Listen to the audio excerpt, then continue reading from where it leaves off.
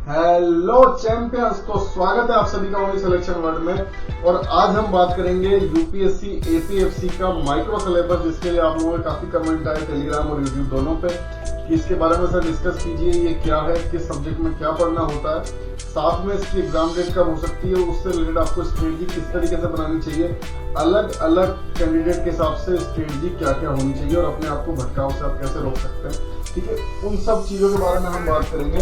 तो ये सब तो आप जानते हैं, ग्रेड पे 5400 है, लेवल 10 है। पिछली बार 2016 में एग्जाम हुआ था और अभी 2023 में आया है। लगभग 7 साल का गैप है और 7 साल के गैप में आपको पता है बहुत कुछ बदला है, तो कट ऑफ उसी हिसाब से चलनी चाहिए। ठीक है, कट ऑफ 70% के आसपास पहले भी थी, जिसमें इंटरव्यू और रिटर्न दोनों को मिला के जो रेशो रहता है 75-25 का रहता है।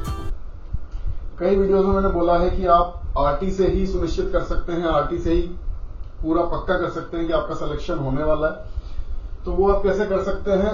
अगर आप यहाँ पे 75% के आसपास, 70% से ऊपर तो आपको लाने ही पड़ेंगे, ताकि अगर आप चाहते हैं कि फाइनल जगह आप बनाएं, और 75% के ऊपर आसपास अगर आप पहुंचते हैं किसी भी तरीके से, तो आप फाइनल सिलेक्शन कर सकते हैं। बहुत ज्यादा ये मार्क्स हैं, लेकिन क्योंकि कंपटीशन इतना और सारी चीजें हैं तो आपको लानी भी पड़ेगी। ठीक है, नेक्स्ट हम देखते हैं कि क्या इसका सिलेबस है। तो देखिए, सिलेबस आपने कई जगह देखा होगा पहले भी, और हम बात करेंगे माइक्रो सिलेबस की, कौन सी चीज कहां से पढ़नी है हमको। ठीक है, और क्या क्या इसमें आता है। तो इसको हम शुरू करें उससे पहले जो बैच है वो 6 मार्च से रनिंग है। ठीक है, एपीएफसी और ईओ और इन दोनों का जो मिला के है वहां पे। ठीक है, तो वो रनिंग है 6 मार्च से, और उसमें हमने फैक्ट्रीज एक्ट खत्म किया है और मैथ्स में परसेंटेज हमारा चल रहा है। इन दोनों सब में शुरुआत की है।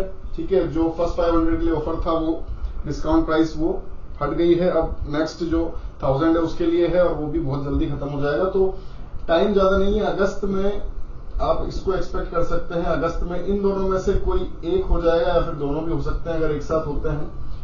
ठीक है, अगर एक साथ होते हैं, एक ही दिन भी हो सकते हैं, एक आध हफ्ते के गैप में भी हो सकते हैं, और ये भी हो सकता है कि अलग अलग हो, एक अगस्त में हो, एक अक्टूबर में हो। तो कोई एक इनमें से, क्योंकि एलसी के आसपास जुलाई के बाद में अगस्त की जो डेट है वहां पे इसको इनमें से किसी एक को हो जाना चाहिए। ठीक है, जैसा उम्मीद है।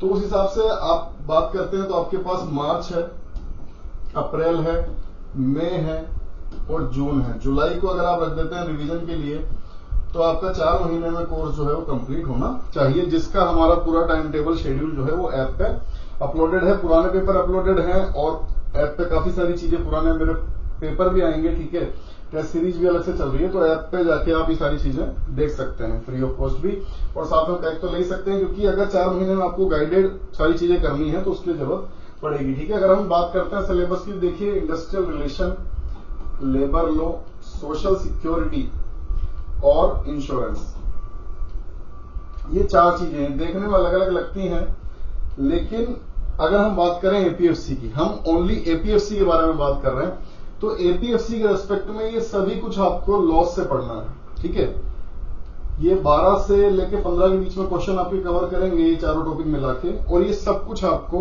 लॉज से पढ़ना है। इंडस्ट्रियल रिलेशन जो हमारा आईआर एक्ट है, आईडी एक्ट है, उससे आपको पढ़ना है। जो लेबर लॉज है, बाकी 19 लेबर लॉज जो इंपॉर्टेंट है 44 में से, जो सब्स्यूम हुए हैं नए कोर्स में, उसकी मैंने लिस्ट बना के टेलीग्राम चैनल पर डाली थी। तो टेलीग्राम अगर ज्वाइन नहीं किया तो वो भी ज्वाइन कर लीजिए, और ऐप भी आप ज्वाइन कर लीजिए, ऐप को डाउनलोड कर लीजिए। तो वहां पे वो ऐप पे भी अवेलेबल है 19 जो इंपॉर्टेंट है। उसमें सोशल सिक्योरिटी रिलेटेड भी आते हैं, इंडस्ट्रियल रिलेशन रिलेटेड भी आते हैं, और जो वेज और ओएसएच बच गया वो दोनों भी आते हैं। न्यू लेबर कोर्स जो है वो, उससे क्वेश्चन आने की संभावना कम रहती है। अगर पूछा जाता है तो आपसे डिफरेंस पे पूछा जा सकता है कि पुराने में और उसमें क्या डिफरेंस है। प्रॉपर पर्टिकुलर में न्यू लेबर कोर्स से क्वेश्चन आने की संभावना बहुत ही कम है, क्योंकि ये अभी लागू नहीं हुआ है। ठीक है, तो जो क्वेश्चन बनने आप ही मान के चलिए 12 से 15 के बीच में, वो इन्हीं से बनने हैं। सोशल सिक्योरिटी से रिलेटेड कोड, बाकी जो कोड्स हैं, मतलब 19 कोड में 19 जो लॉज हैं उनमें सभी आ जाएंगे। साथ में सोशल सिक्योरिटी में गवर्नमेंट स्कीम्स भी आ जाती हैं, यानी थोड़ा सा करंट अफेयर्स का पार्ट भी आ जाता है। तो यहां पे आपको क्या करना है, पूरे जो 19 लेबर लॉज हैं उनको अच्छे से पढ़ना है, प्लस यहाँ पे थोड़ा सा गवर्नमेंट स्कीम का भी पार्ट आ जाता है, इंश्योरेंस में भी गवर्नमेंट स्कीम इसके रिलेटेड जितनी है, ठीक है, जो चल रही हैं वो आ जाती हैं। साथ में इंश्योरेंस में आ जाता है आपका पार्ट ग्रेचुइटी, पेंशन और कंपनसेशन। तो इसके लिए जो एक तरीके से आपको एम्प्लॉय को किस तरीके से इंश्योर करना है उससे रिलेटेड ये इंश्योरेंस है। आपका जनरल इंश्योरेंस, लाइफ इंश्योरेंस नहीं है, ध्यान रखिएगा। ये है आपका कि आप किस तरीके से इंश्योर करते हैं आपके एम्प्लॉय को, उसको अच्छी से अच्छी सुविधा किस तरह से देते हैं। तो ये भी लॉस से आता है, सोशल सिक्योरिटी लॉस से आती है, साथ में गवर्नमेंट स्कीम्स भी हैं, गवर्नमेंट स्कीम्स यहाँ पे भी हैं, ठीक है। और इंडस्ट्रियल रिलेशन और प्रीवियस लेबर लॉज, ये आपको कंप्लीट जो 19 लेबर कोड्स हैं, उनसे लेबर लॉज है, उनसे आपको अच्छी तरह से करना होता है, ठीक है। अब बात करते हैं इसके अंदर की।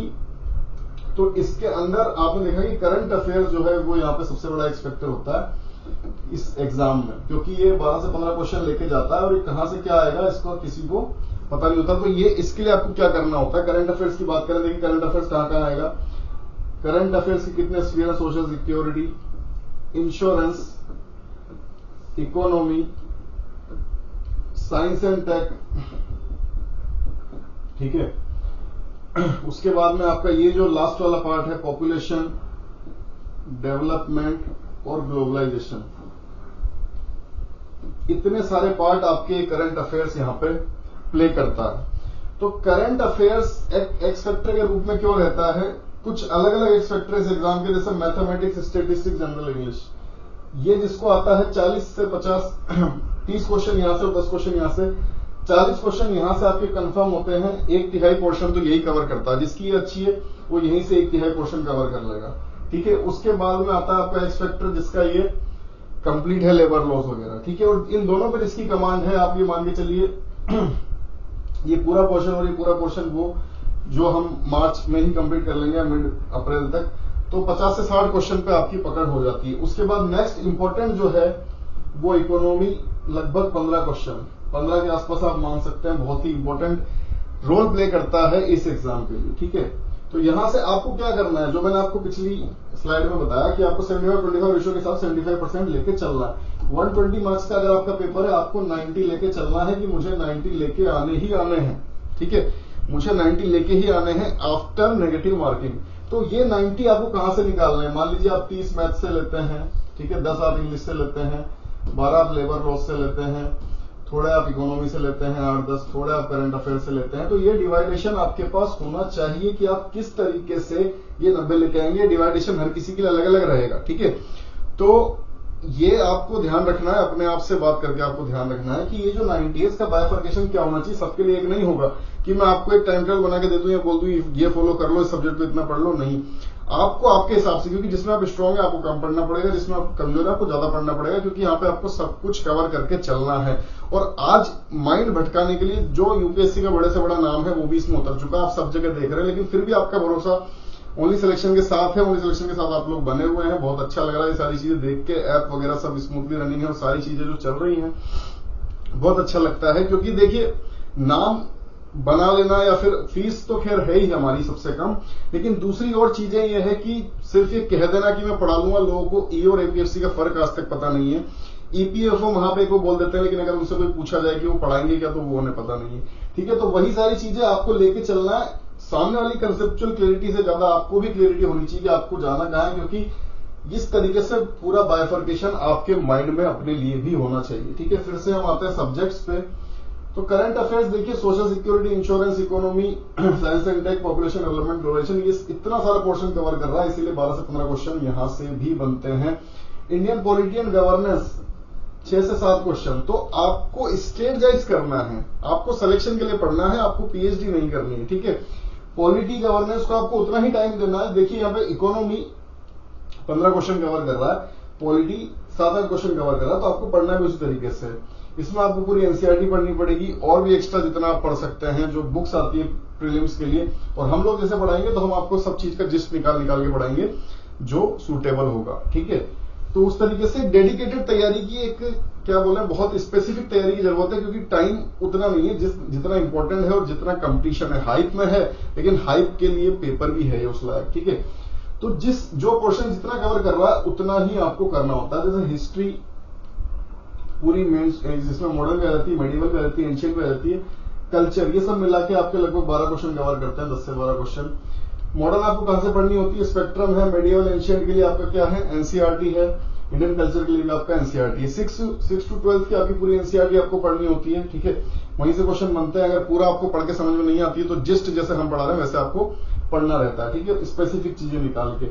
तो यहाँ पे आपको जिस्ट की जरूरत है, क्वालिटी में आपको जिस्ट की जरूरत है, क्योंकि पढ़ने की चीजें काफी ज्यादा है, टाइम कम है और स्पेसिफिक की डिमांड है।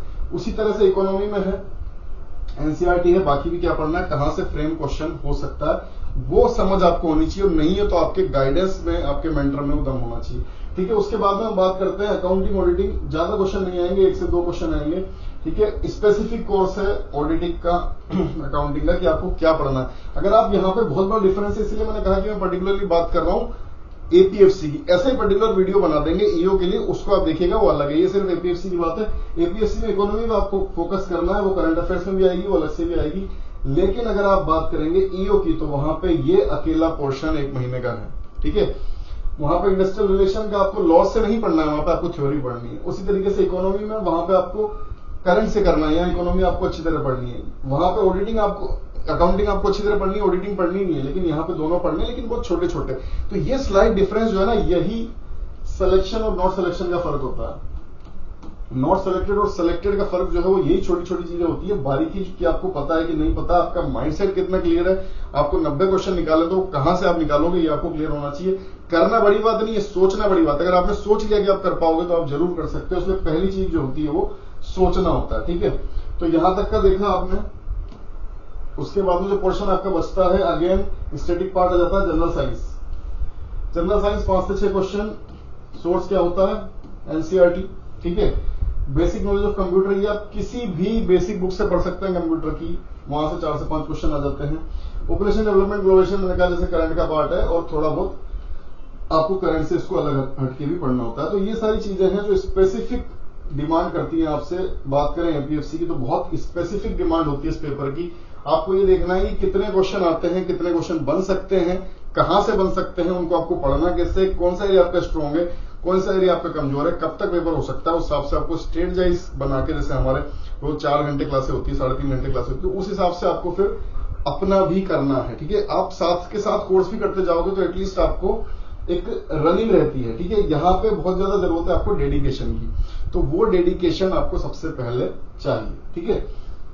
तो ये मैंने आपको बाइफर्केशन दिया माइक्रो सिलेबस के लिए, जिसके लिए आप बोल रहे थे कौन सी चीज कहां से बनती है। हिस्ट्री का जैसे मैंने आपको बताया एनसीईआरटी बेस है, पॉलिटी के लिए लक्ष्मीकांत बेस है, इकोनॉमी के लिए भी एनसीईआरटी बेस है। करंट अफेयर्स के लिए एक अलग से वीडियो मुझे बनाना पड़ेगा, क्योंकि करंट अफेयर्स के लिए काफी डिमांड है, और कितना भी बताने के बाद भी समझ में नहीं आएगा जब तक उसको बताया ना जाए। क्योंकि पढ़ना तो आपको है जो सिविल सर्विसेज के लिए मंथली मैगजीन्स आती है उनसे, लेकिन वो बहुत वास्ट है और आपको समझ नहीं आती, तो उनसे आपको सेलेक्टिवली मैटर निकालना होता है जो आपके एपीएफसी के जरूरी हो। वो आपको किस तरीके से निकालना है वो एक अलग से वीडियो में ही समझ में आएगा, और उसके बिना आपको वो चीजें वेग भी है, समझ में आएंगी भी नहीं, ठीक है। बाकी जो है अकाउंटिंग मैंने आपको बताया वो माइक्रो, इनके छोटे छोटे सिलेबस हैं, क्वेश्चन भी ज्यादा नहीं आते, स्पेसिफिक करना है।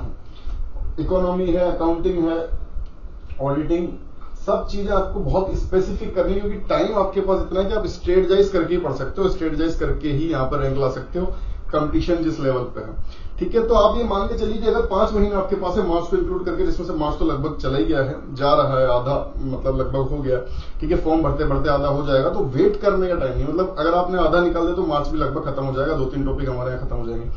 तो ये चीज इंपॉर्टेंट है कि आपको रिदम आज से ही मेंटेन करना पड़ेगा, क्योंकि मैंने आपसे कहा था कि यूपीएससी के पेपर का मतलब ये होता है कि 3 टाइम्स आपको रिवीजन करके बैठना है। जब आप पेपर में बैठोगे तो 3 टाइम्स रिवीजन आपका कंप्लीट होना चाहिए, ये सबसे मैंडेटरी रिक्वायरमेंट होता है। साथ में टेस्ट सीरीज तो खैर मैं कह सकता हूं कि हमसे अच्छी नहीं मिलेगी किसी के पास, कोर्स भी, डेडिकेशन भी, सारी चीजें, लेकिन वो मेरे कहने से नहीं होगा। जो पढ़ रहे हैं आप उनसे पूछेंगे, आपको ज्यादा पता लगेगा, ठीक है। तो test series important role play करती है कि आप जो क्वेश्चन सॉल्व कर रहे हैं उनका लेवल क्या है, वो कुछ संबंध भी रखते हैं जो आने वाला है उससे, या फिर ऐसे ही चल रहा है। तो ये सारी चीजें इंपॉर्टेंट हो जाती हैं जब आप पढ़ने बैठते हैं और जब आप करते हैं चीजों को, ठीक है। तो इस तरीके से डिवाइड कीजिए अपने आप, जो मैंने बताया उसके बाद अपने आप डिवाइड कीजिए कि आपको किस सब्जेक्ट को कितना टाइम देना है, और फिर से यहाँ आइए कि आपको कैसे यहां तक पहुंचना है, ठीक है। कितना टाइम है, उसको आप कैसे स्ट्रेटजाइज करेंगे, खुद कर पाएंगे, जरूरत पड़ेगी आपको गाइडर की, मेंटर की, और किस तरीके से आपको करना है, किस तरीके से टाइम मैनेजमेंट करना है, वो सब आपको करना है। ठीक है, किसी के कह देने से कोई आ जाएगा कह देगा कि 4-5 लोग आके कैमरे के सामने नाच रहे हैं, मतलब जो भी चल रहा है आजकल मैं देख रहा हूँ बहुत कुछ, उससे नहीं होता है, पढ़ना आपको ही पड़ेगा। ठीक है, और कोई कह दे कि मैंने टाइम टेबल बना दिया 4 महीने का से हो जाएगा, आपको डिसाइड करना है कि ये नंबर आप कहां से निकालोगे। ठीक है, इंपॉर्टेंट ये है।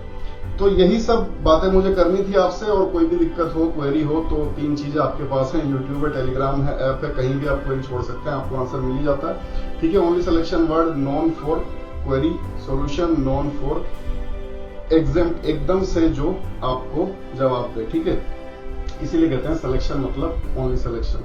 ठीक है, तो इसी के साथ good bye, best of luck, जय हिंद।